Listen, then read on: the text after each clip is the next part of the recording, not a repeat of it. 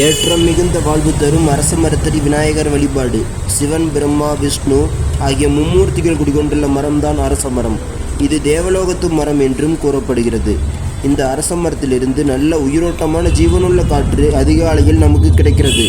அரச மரத்தடி விநாயகரை மஞ்சள் நீர் ஊற்றி அபிஷேகம் செய்து அருகம்புல் சாற்றி வணங்கி வந்தால் ஏராளமான நற்பலன்கள் கிடைக்கும். 9 முறை, 11 முறை அல்லது 27 முறை சுற்றி வரலாம். முக்கியமாக 108 முறை சுற்றி வந்தால் அசுவமேத யாகம் செய்த பலன் கிடைக்கும். அதற்குண்டான நேர்மறையாற்றலை அள்ளித் தருவார் அரச மரத்தடி விநாயகர். குழந்தை பாக்கியம் உறுதியாக கிடைக்கும். கல்வியில் ஞானம் அதிகரிக்கும்.